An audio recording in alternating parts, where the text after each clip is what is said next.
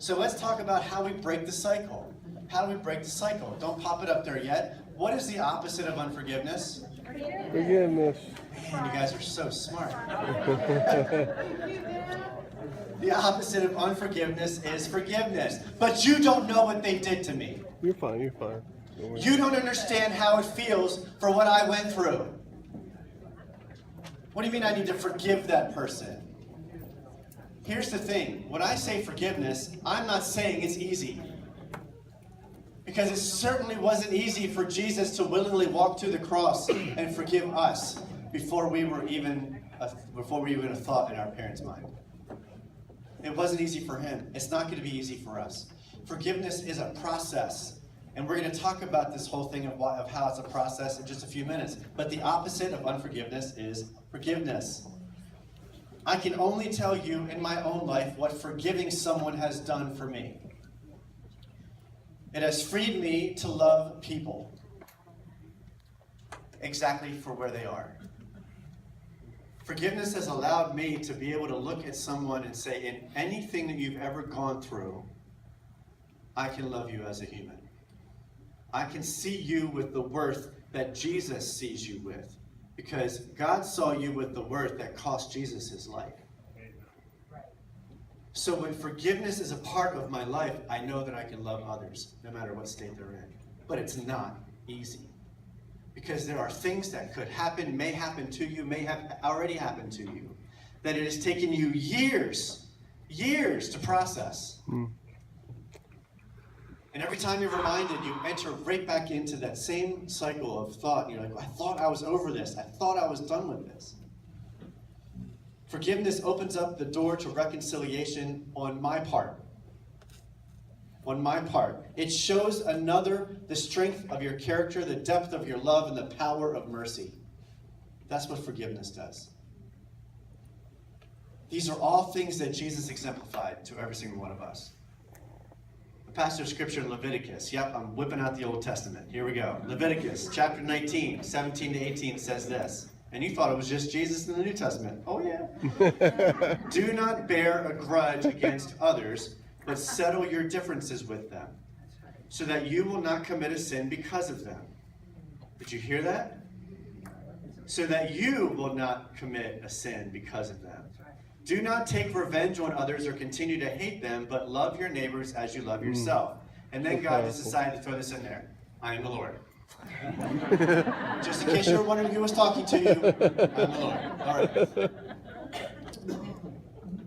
Matthew chapter 18, verses 21 and 22. Well, we all know this story, or maybe if you don't, I'm still going to read it, because I can't.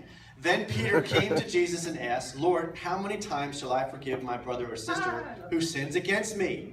And I happen to think that he asked a question like this. What, are you kidding me? How many times do I have to forgive this brother or sister that's offended me? I mean, it's Peter. Think about it. 7 times? And I just, I'm right. And I just think Jesus looked at him and he's like, Peter. Not 7 times, buddy. 70 times 7. Yeah. Now, it doesn't really tell us exactly what happened after he said that. But I tend to think the disciples probably were in the room or outside with him and they're going, that's a lot. That's a lot. I have to forgive them that many times. Look, forgiveness is a powerful tool. It is an incredibly powerful tool. In any relationship, you will need to utilize this tool, especially if you desire to keep that relationship.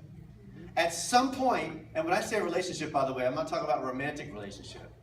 That just happens to play out a lot more clearer when you're in a mutual relationship with someone. I'm talking about any relationship. I'm talking about any connection that you have with someone. If you're going to march down a path with them, you're going to hit a point where you're going to need to forgive them. You just will. Because we all have pet peeves. Even Tammy over here. Bust her out. She has to forgive me for that. She has to. It is difficult, look, follow me here. It is difficult to understand the magnitude and the power of forgiveness if you do not realize the need for it and how it can help you develop deep and meaningful relationships. there is a difference between saying, I'm sorry, and will you please forgive me? There is a big difference between apology versus forgiveness. Can someone tell me what an apology sounds like? Anyone? Sorry. I'm sorry. Lo siento mucho. That's an apology. What is required of the other person in the relationship when you say, I'm sorry? Absolutely nothing. Nothing. You have not required a response. When we have said, I'm sorry to someone, we do not require a response. Oh, no, we expect it. Because if they don't say, I accept, we're like, see, told you. This is why I'm always mad at you. Because you don't accept my apology. Well, that's only half the story.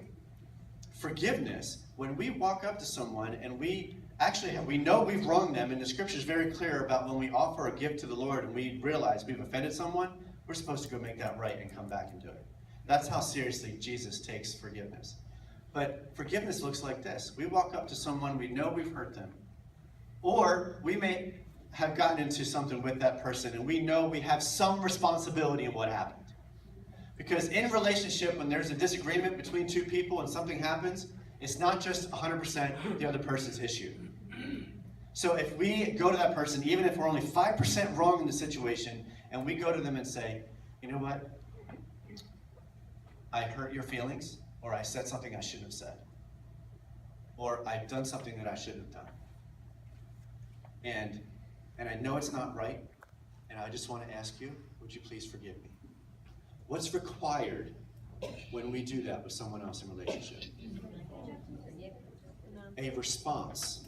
Not necessarily the forgiveness, but a response is required. Now, sometimes that person may need to take some time to process what happened and what you said, and they may not offer that forgiveness right away. But look at what happens. When you actually initiate the reconciliation with someone, you are now released of your responsibility in that situation. And you are free from having to do any more at that point to reconcile. So here's the thing. When we look at forgiveness as, I ask for forgiveness and you must forgive me, or you ask for forgiveness and I must forgive you, we look at it all, it's just all messed up. It's all jacked up that way. That's the only way I can put it. But when we look at forgiveness the way Jesus looked at forgiveness, when he actually says, all you need to do is accept it. That's it. Because Jesus said, when he was on the cross, I forgive you.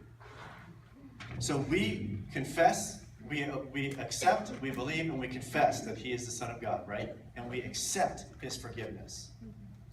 That's all that's required when we call on his name to be saved, is to accept his forgiveness. But when he says, I forgive you, it requires a response from us. It requires a response from every single person who walks this earth. And that response is going to be either accept it or I reject it. And that's the same thing in our relationships with others. It releases us of the chains of unforgiveness when we actually offer or we forgive. When you forgive or ask forgiveness, the weight of the offense and the responsibility is now off your shoulders. It frees you to trust others again, understanding that people are imperfect and so are you. It's not dependent on the other person accepting your forgiveness. It's totally free. That when I started to understand this fact about forgiveness, it completely freed me. It completely freed me to be able to be in a relationship with people. And to understand that as long as I'm doing my part to reconcile, there's not much more I can do from that point. The other person has the responsibility. Are you with me? Yes. Let me tell you a little story about my mom and I. My mom passed away back in 2006. Way too early, in my opinion. She was 61 years old. And so what happened was I was about 12, 13 years old, a bonehead teenager. I mean, let's just face it. And I was rebelling during that time in my life. I had always, like I told you, always asked a lot of questions, and I just didn't want to be told you have to do this, and that, without understanding why. And my mom was really the disciplinarian that if I were to walk past her in the hallway and done something wrong, she'd whip off that slipper and slap me on the behind before I even got past her. So I would like scoot up against the wall like this and try to go really fast. But then she'd whip out the twisting pinches, you know, that kind of thing. My mom was wonderful. She was all 4'11"3/4.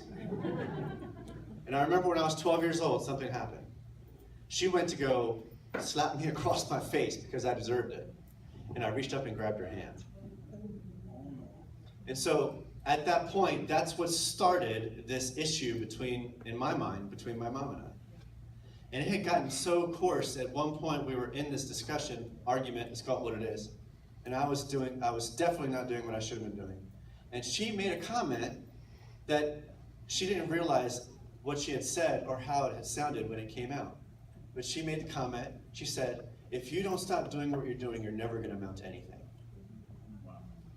Now, that may strike a chord for some of you, because maybe you've heard that, or maybe you've even said that. But in my 12, 13-year-old mind, I'm like, I'm going to prove her wrong. And I decided at that point, without even knowing it, that I was going to live in unforgiveness for that comment. And guess what? It affected every decision I made.